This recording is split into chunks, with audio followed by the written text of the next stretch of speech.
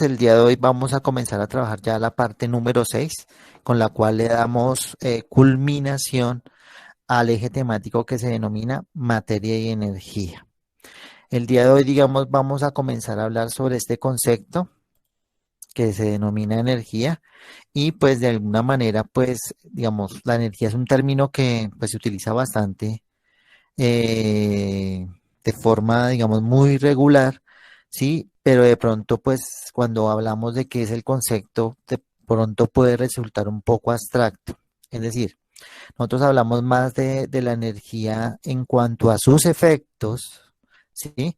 Que en cuanto a que realmente, pues, yo pueda, digamos, palpar o pueda tener, digamos, energía en su estado puro, porque pues es un concepto abstracto, es decir, no lo puedo ver y tocar como si ocurre con el concepto de materia, ¿sí?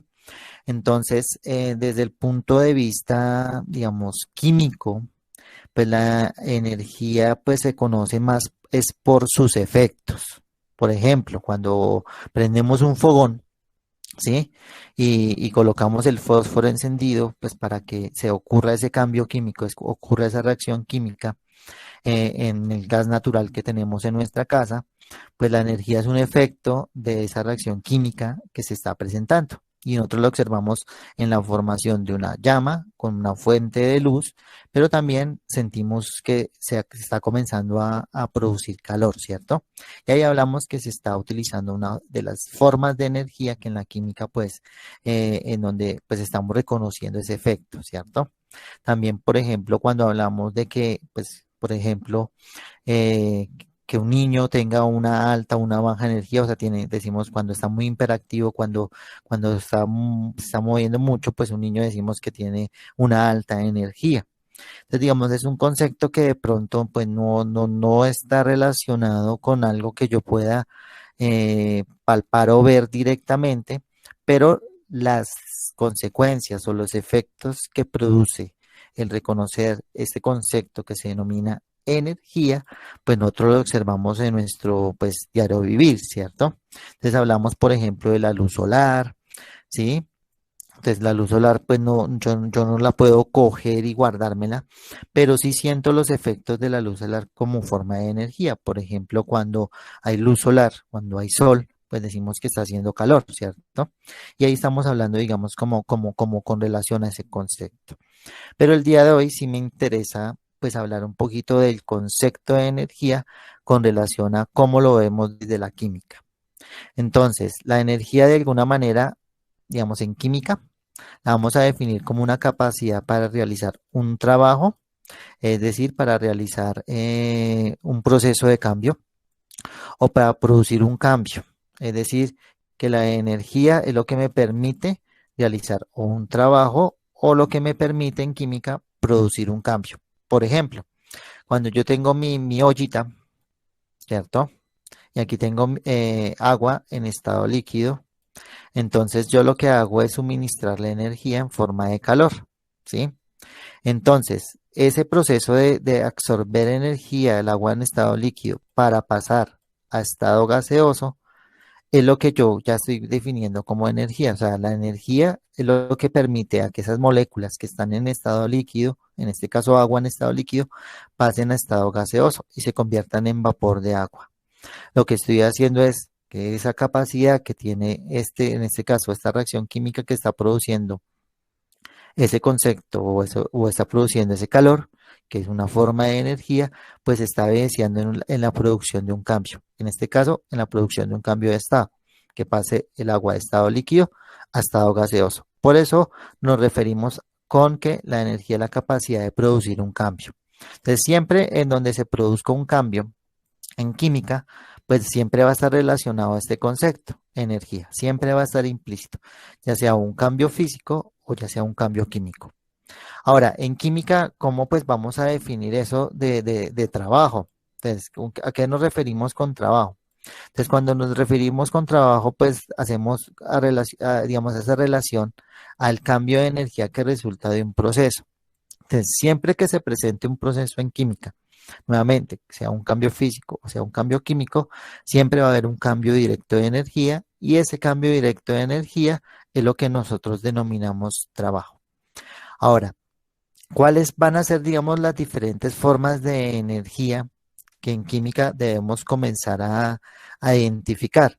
Entonces, vamos a escuchar hablar un poquito de energía cinética, energía radiante o energía solar, energía térmica, energía química y energía potencial.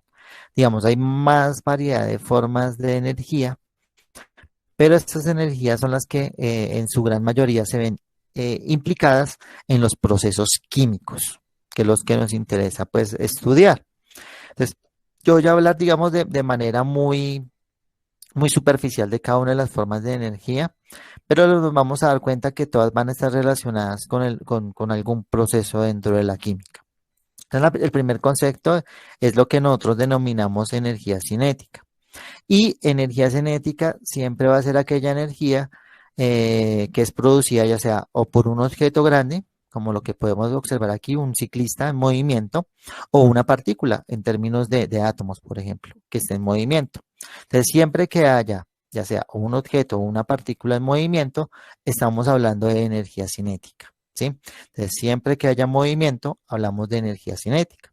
En este caso, pues uno de los ejemplos que vemos aquí es el de montar cicla, ¿no? Entonces aquí el ciclista está en movimiento, por lo tanto hay una energía producida y esa energía se denomina energía cinética.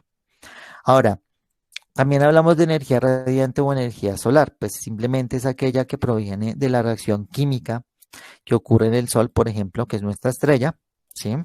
Entonces esa energía que proviene en forma de luz y de calor es lo que en forma de radiación es lo que denominamos energía solar o energía radiante.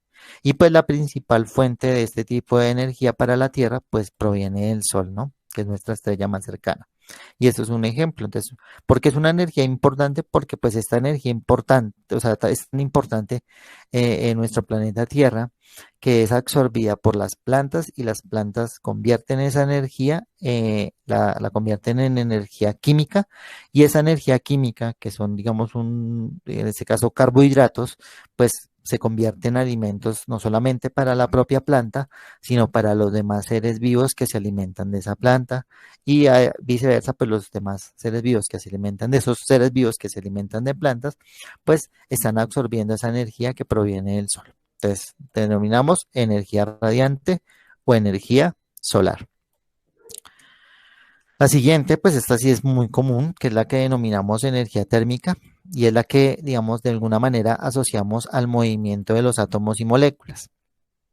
Ya puede ser de las moléculas de agua o de las moléculas de cualquier cosa que denominamos materia, es decir, que la energía térmica está implícita pues en todo lo que constituye la materia, porque pues la materia está constituida por átomos o por moléculas y siempre va a haber un movimiento, entonces siempre que haya un movimiento aleatorio hablamos de energía térmica. En este caso, cuando hablamos de energía térmica, pues hablamos también de otro concepto, es temperatura. Y por ejemplo, pues un tipo de energía térmica es cuando calentamos agua, por ejemplo. Entonces, al calentar agua, pues el movimiento de las partículas, en este caso de las moléculas de agua, pues es mayor, ¿sí? Y pues al ser mayor, pues mayor energía térmica va a tener, mayor temperatura va a tener. Ahora, si yo enfrío esa agua, pues menor energía térmica va a tener, menor temperatura va a tener y menor movimiento aleatorio va a tener o menor movimiento van a tener esas moléculas.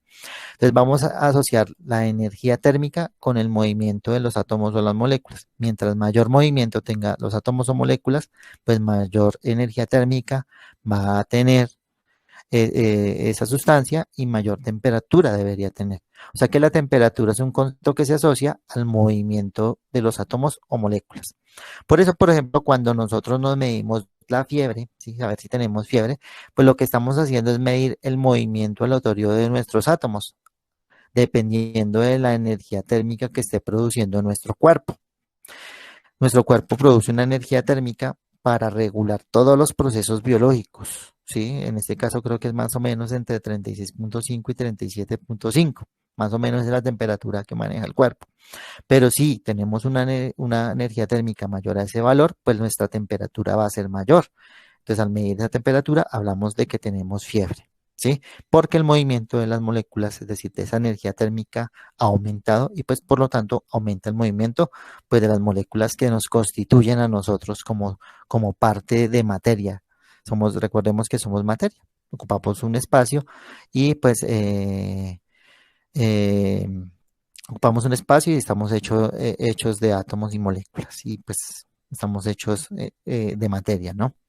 Entonces, digamos, eso es lo que nos denominamos energía térmica. Siguiente, la energía química, digamos, es una forma de energía que de alguna manera está almacenada dentro de la estructura de las sustancias. Es decir, que todo lo que nosotros denominamos materia, pues tiene su energía química implícita. Entonces aquí podemos ver la sopa, las baterías, las frutas, todo,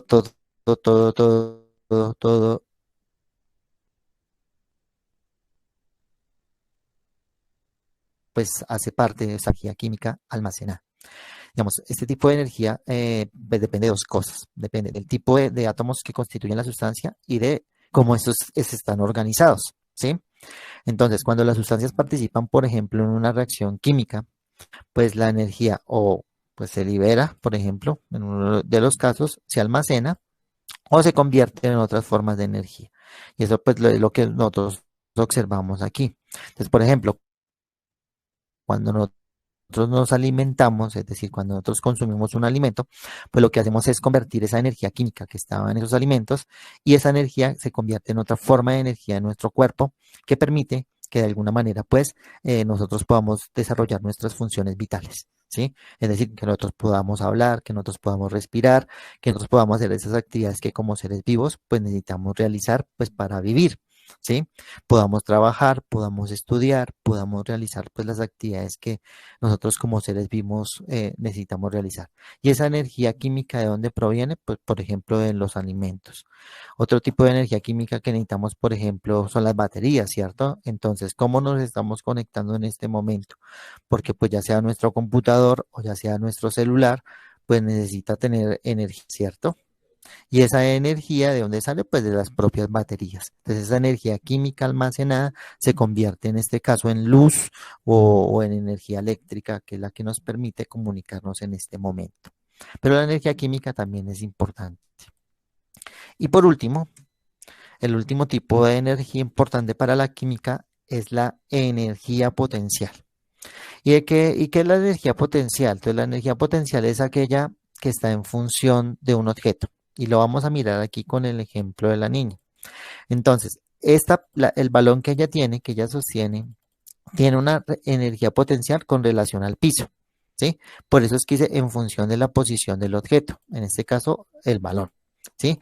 Si ella suelta la pelota, pues lo más seguro es que esa energía potencial que estaba almacenada con relación al piso se transforma en energía cinética. Esta energía de movimiento comienza a moverse la pelota con relación al piso, nuevamente y caer al piso.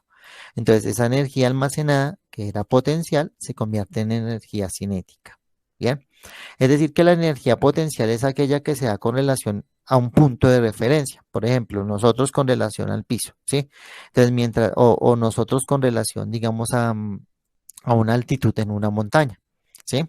O con relación en este caso, con relación a nuestra parte terrestre, a nuestro suelo. Entonces, mientras más alto estemos, pues mayor va a ser la energía potencial, ¿sí? Mientras más bajo estemos, pues menor va a ser la energía potencial. ¿Y cómo sabemos que hay energía potencial? Pues, por ejemplo, aquí dice, entonces debido a su altitud, por ejemplo, una piedra en una cima de una colina tiene una mayor energía potencial y al caer por ejemplo, en un charco de agua, en un río o en lo que sea, salpicará más que una piedra, digamos, que se encuentre en la parte baja de la colina. ¿Sí? Y eso pues lo podríamos observar.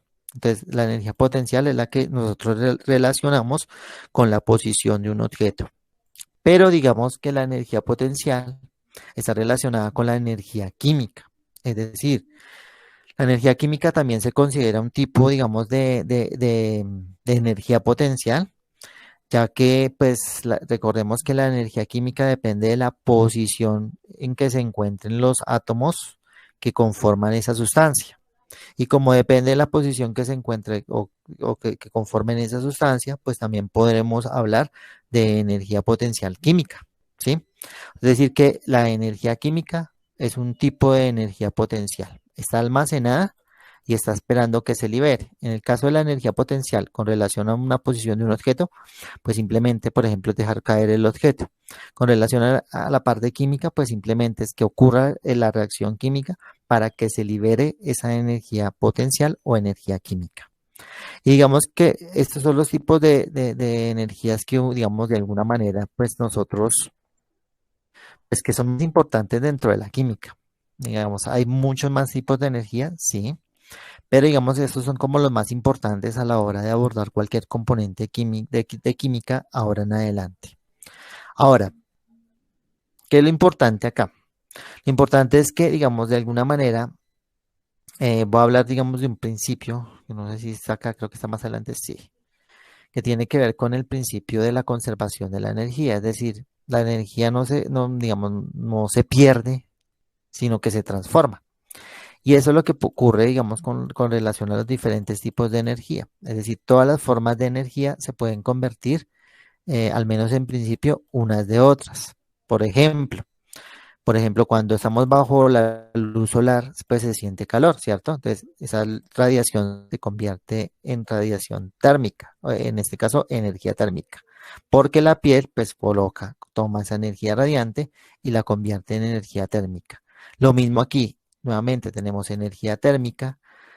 Acá las moléculas aumentan el movimiento de su movimiento aleatorio, ¿sí?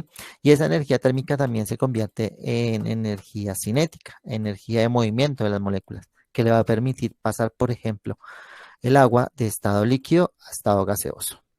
Ha absorbido energía térmica y se ha convertido en energía cinética que le permite, pues, maximizar su movimiento.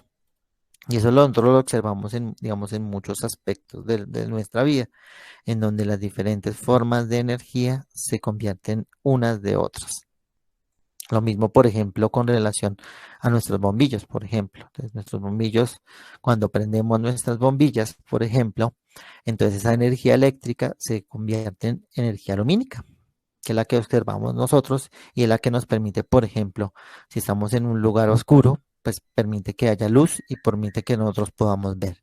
Entonces estamos convirtiendo en un tipo de energía a otro tipo de energía. Lo mismo, la energía química de un alimento, al consumirlo, se convierte, eh, en otro tipo de energía dependiendo de la acción vital que yo vaya a realizar. Por ejemplo, si yo voy a caminar, pues esa energía química que consumí en mi alimento se está convirtiendo en energía cinética, porque estoy en movimiento. Entonces, todos los tipos de energía se pueden interconvertir en principio uno en el otro. Ahora, digamos, de alguna manera, pues ese tipo de principio en donde pues la energía se puede convertir una en otra, es lo que nosotros denominamos la ley de la conservación de la energía, que es la que su merced observa acá. ¿Y qué en consiste la ley de la conservación de la energía? Vamos, la energía total, es decir, la energía del universo, es es un valor que permanece constante, ¿sí? Y si permanece constante es que cuando se pierde un tipo de energía, esta se transforma en otra. Y eso lo observamos, digamos, de alguna manera general. Es decir, la energía química se puede convertir en energía cinética. La energía cinética se puede convertir en energía potencial. La energía potencial se puede convertir en energía cinética. O sea, los diferentes tipos de energía, se pueden convertir uno entre el otro, permaneciendo constante la energía del universo. Y eso es lo que se denomina la ley de la conservación de la energía. Es decir, que pues en este caso, la energía no se desaparece, no se destruye, simplemente se transforma una de otra. Entonces, es lo que quiere decir esto. Entonces, por ejemplo, aquí dice que cuando la energía, cuando la energía se presenta en diferentes formas interconvertibles entre sí, esta no se destruye ni se crea. Cuando desaparece, digamos, alguna forma de energía, debe aparecer otra de igual magnitud, porque recordemos que la energía total del universo es una constante. Listo. Entonces, digamos, como para hacer una retroalimentación. Entonces sabemos que la energía es un concepto abstracto, es decir, yo no lo puedo ni ver, ni pesar, ni medir, y que muchas veces lo que nosotros llamamos energía, lo que estamos observando son los efectos de esa energía. Bien, ahora, la energía, digamos, se mide como la capacidad para realizar un trabajo o para producir un cambio, que cuando hablamos de trabajo es cuando hablamos de ese cambio de energía que ocurre cuando se produce un proceso en química. ¿Listo? Ahora, los diferentes tipos de energía que nosotros estamos hablando, pues son los que están acá. Entonces hablamos de una energía cinética, la cual yo asocio al movimiento. Hablamos de una energía radiante o solar, la cual asoció pues a la energía que produce el sol y pues la que absorbemos diariamente en nuestro planeta Tierra. Hablamos de una energía térmica cuando hablamos de temperatura. Hablamos de una energía química cuando hablamos de toda aquella energía que se almacena en los diferentes tipos de sustancias y diferentes tipos de materia y que se libera cuando pues ocurre una reacción química. Hablamos de una energía potencial, aquella que pues depende de la posición del objeto y sabemos que todos los diferentes tipos de energía se pueden convertir uno del otro. Hasta aquí no sé si su merced tenga alguna pregunta.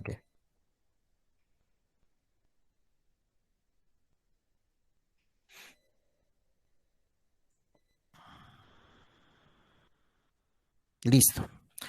Y digamos que son conceptos que se irán trabajando más adelante, ya sea que su merced se interese por seguir avanzando en conceptos de química con relación a otras temáticas, o ya sea que yo lo aborde desde otras áreas de las ciencias, como la física, que hablamos también de movimientos, y cuando hablamos de energía cinética, hablamos de movimientos y hablamos de diferentes tipos de movimientos, ¿sí?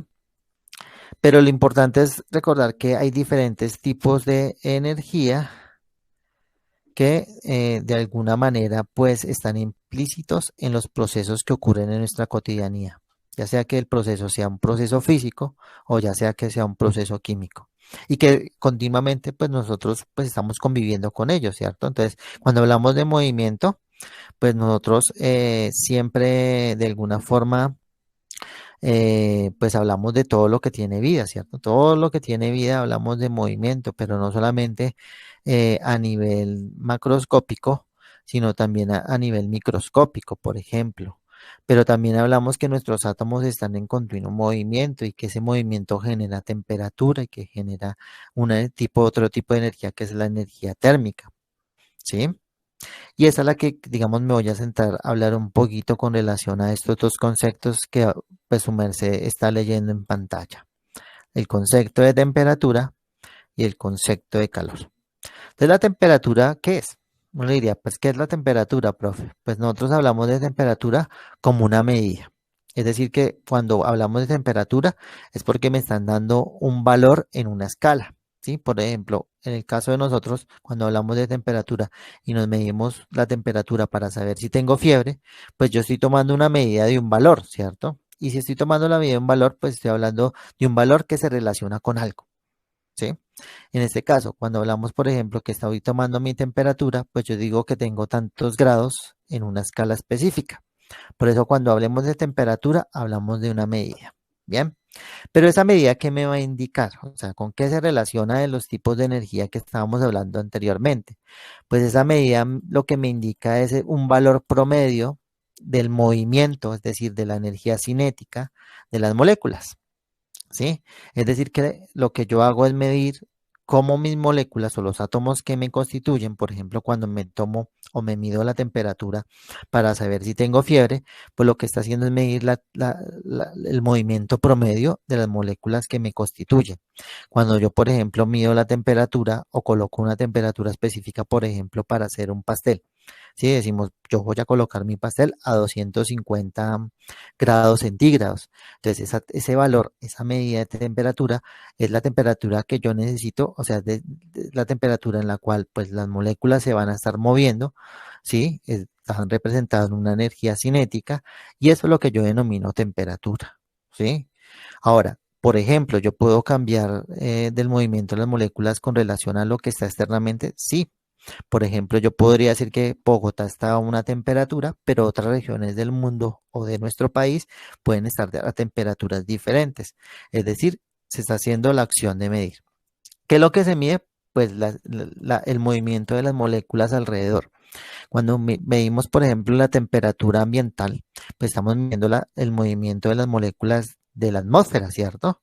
Pues porque está constituida por moléculas, por átomos, por sustancias. Y esas sustancias están constituidas por átomos o por moléculas que están en movimiento. Entonces, si el movimiento es mucho mayor, pues la temperatura va a ser mayor. Si el movimiento es mucho menor, pues la temperatura va a ser menor. Y ahí es cuando comenzamos a hablar que está haciendo o frío o está haciendo calor. Ahora, ¿qué es lo que hablamos aquí? ¿Hablamos de calidez o hablamos de frialdad? ¿Sí? Entonces, en realidad, ¿qué sería la temperatura? Pues la temperatura lo que me hace es indicar o determinar la dirección del flujo de calor, ¿sí? Y ya ahorita lo vamos a hablar con relación a este concepto, calor, ¿sí? Se expresan diferentes tipos de escala, pero digamos los más comunes son dos. Los grados Celsius o centígrados, que es la escala que manejamos, por ejemplo, en Latinoamérica, en Colombia. Entonces hablamos de grados centígrados, entonces decimos que Bogotá está a 23 grados C o grados Celsius o grados centígrados. Entonces estamos hablando de una temperatura, pero que el día anterior Bogotá estuvo a 18 grados centígrados y ahí es cuando hablamos de calidez o frialdad. Entonces aquí estuvo un día un poquito más caluroso, aquí fue un día un poquito más frío, ¿sí? Pero pues la hablamos en escalas de temperatura. Y otra escala que es importante hablar es la escala de Kelvin. La escala de Kelvin es una escala que se utiliza en ciencias y la escala de Kelvin es la que tiene en cuenta que el cero de la escala de Kelvin es la temperatura más baja posible que en teoría se podría llegar a bajar en donde pues todavía hay movimiento de las moléculas. Entonces la escala de Kelvin o el cero de Kelvin se denomina el cero absoluto y eso es lo que vamos a mirar acá. Entonces ahora, ¿en qué consiste cada una de esas escalas? Entonces la escala de Celsius se basa, digamos, originalmente en la asignación de dos puntos de referencia. Entonces, del 0 grados centígrados al punto de congelación del agua y a 100 grados centígrados al punto de ebullición en el nivel del mar. Mientras que la escala de Kelvin, digamos que es una escala del sistema internacional, se basa en las propiedades de los gases. Es decir, que en este caso el cero de esta escala, pues es lo que se denomina la temperatura más baja que podría alcanzarse, que es menos 273.15 grados centígrados, a la cual en la escala de Kelvin la denominan el cero o el cero absoluto. Ahora, ¿qué relación van a tener estas dos escalas? Estas dos escalas, la relación es que cada grado de las dos escalas es equivalente, es decir, que un grado centígrado que aumente es un grado que aumenta en la escala de Kelvin.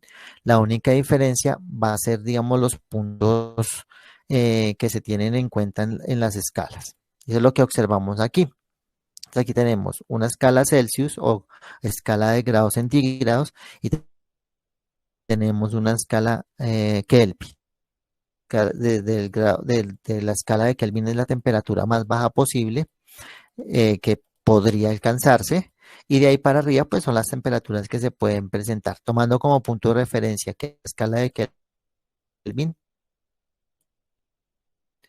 y 373 sería el punto de ebullición del agua. En cambio, en la escala Celsius, como decía, el cero pues es el punto de fusión en donde se congela el agua y 100 ese sería el punto de ebullición en donde pues se ebulle el agua, ¿sí? Que son como los puntos de referencia. Pero recordemos, cada grado que suba una escala o la otra pues va a estar relacionada. En este caso, la escala Celsius, su valor con relación al cero absoluto es menos 273 y de ahí sale esta ecuación que su merced observa acá. ¿Sí? Que me relaciona ambas escalas, es decir, acá me está relacionando la escala Kelvin y aquí me está relacionando la escala de grados Celsius. ¿Qué es lo que me indica esta ecuación? Me dice que si yo quiero convertir los grados centígrados a grados Kelvin, pues lo que debo hacerle es sumarle 273.15 a ese valor de grados centígrados. Es decir, por ejemplo, si la cantidad de grados centígrados que yo tengo es cero, que es el valor que yo tengo aquí, pues aquí sería 0 grados centígrados. Y a ese valor yo le voy a sumar más 273.15. Es decir, que 0 grados centígrados pues va a ser equivalente en Kelvin a 273,15. Y ahí, pues dependiendo de los valores, si es mayor o si es menor. Pues si es un valor negativo, pues obviamente en vez de sumarle lo que va a hacer es restarle a 273,15. Si es un valor de alguna manera, tendríamos como el valor de menos 273 en la escala de Celsius. Entonces, las dos escalas, digamos, ¿qué relación tienen? Que cada grado centígrado o cada grado Kelvin es equivalente. Y por lo tanto, pues simplemente yo puedo hacer conversión de una a la otra escala, teniendo en cuenta que, por ejemplo, si yo quiero convertir de grados Celsius a grados Kelvin, lo que hago es sumarle 273,15, sin importar qué valor tenga grados Celsius, ya sea un valor positivo, es decir, por encima del cero, o un valor negativo. En cambio, si nosotros nos damos cuenta aquí con relación a la escala de grados Kelvin, nunca va a tener un valor negativo, siempre va a ser los valores positivos. Por eso es que se denomina una escala de valor absoluto, porque todos sus valores siempre van a ser positivos. Y aquí pues hay como una relación matemática. Ahora sí, voy a mirar si puedo comenzar a explicar lo que tiene que ver con calor.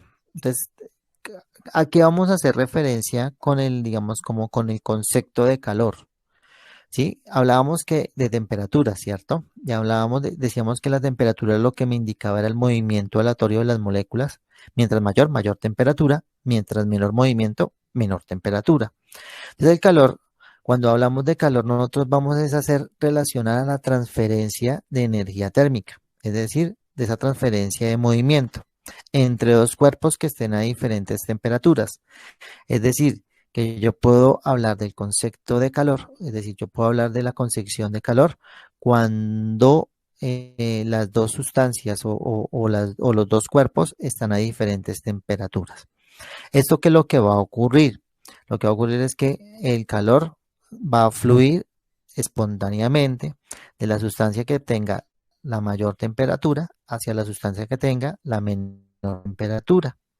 Por ello es que cuando nosotros, por ejemplo, entramos tocamos, por ejemplo, un objeto caliente, pues lo que va a ocurrir es que hay una transferencia de calor. ¿De qué? Del objeto que está caliente a nuestras manos que están a una menor temperatura. Y eso es lo que nosotros, digamos, desde el punto de vista de propiedad, nosotros decimos o llamamos calor.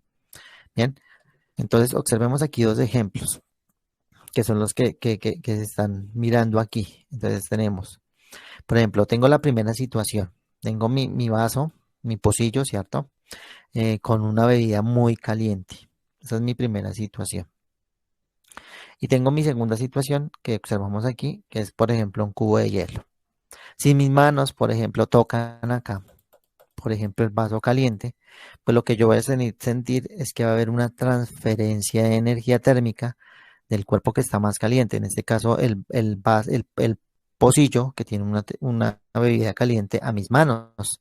Es decir, que la transferencia de calor se da de ese cuerpo que está más caliente a mis manos. Y por eso digo que está caliente. ¿Sí? En cambio, si yo cojo un pedazo de hielo, ¿cierto? Entonces va a ocurrir todo lo contrario. Mis manos están a una mayor temperatura, el hielo está a una menor temperatura y lo que va a ocurrir es que el calor se va a transferir de mis manos a al hielo. Y yo lo que voy a decir es, uff, está frío. Pero realmente lo que está ocurriendo es que mis manos están transfiriendo energía térmica al cubo de hielo. Y eso es lo que vemos aquí en esta situación. Entonces, siempre pueden presentarse dos situaciones. Siempre se va a presentar una única situación, dependiendo del contexto pues, un cuerpo que esté a menor temperatura y un cuerpo que está a mayor temperatura. Entonces, ¿qué es lo que va a ocurrir?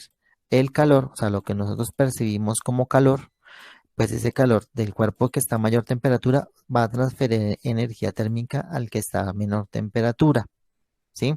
¿Cuál es la idea? La idea es que haya un equilibrio térmico y ambos tengan la misma temperatura.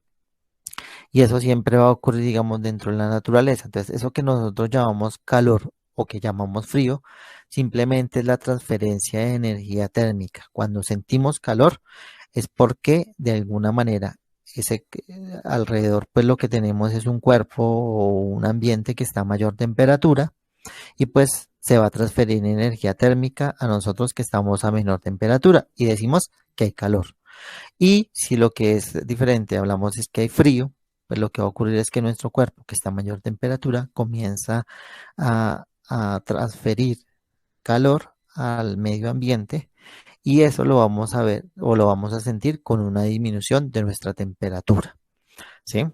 Y un aumento de la temperatura, digamos, que del cuerpo al cual está a una menor temperatura. ¿Cuál es la finalidad? Pues mantener un equilibrio térmico. Es decir, que por ejemplo, yo lo hacer acá, si mi mano coge aquí, como este está a mayor temperatura, tiene una mayor temperatura, y mi mano está a menor temperatura, pues el calor va a ser transferido del cuerpo que está a mayor temperatura, en este caso el pocillo con la bebida caliente a mis manos. Y yo digo, uff, me quemé, siento calor, ¿sí? Ahora, si yo cogiera aquí con esto, mis manos cogieran aquí, pues mis manos están a una mayor temperatura, el hielo está a una menor temperatura y lo que va a ocurrir es que mis manos van a transferir energía térmica a los cubos de hielos. Y lo que yo hago es la sensación, es decir, uff, está muy frío. Pero realmente lo que está ocurriendo es que hay una transferencia de este concepto, calor. En la primera situación, hacia nosotros, en la segunda situación de nosotros, hacia el objeto que está a una menor temperatura. En ambos procesos lo que hablamos es de calor, ¿sí? Y en las situaciones lo que hablamos es que el primero está muy caliente, en el segundo está muy frío. Pero ambos son procesos que tienen que ver con el concepto de calor, ¿sí? Que es lo que llamamos aquí transferencia de energía térmica, aquí anteriormente, aquí. Entonces, cuando hablamos de calor, lo que hablamos es de transferencia de energía térmica entre dos cuerpos que están a diferentes temperaturas. Es decir, que el frío no existe, o sea, desde el concepto químico, el concepto de ciencia, el frío no existe, sino simplemente el frío es aquella percepción que se da cuando nosotros transferimos energía a un objeto o al medio que está a una temperatura menor a la que nosotros estamos. Y el concepto de calor, pues es utilizado y es entendible cuando, por ejemplo, en la situación, el objeto o nuestro ambiente está a una mayor temperatura, pues lo que va a haber es una transferencia de energía y por ende un aumento de nuestra temperatura corporal y de lo que nosotros decimos, pues sentimos calor o está muy caliente. Pero simplemente es un proceso de transferencia de energía térmica, del movimiento de las moléculas. Vamos hasta aquí, creo que se culminaría el día de hoy.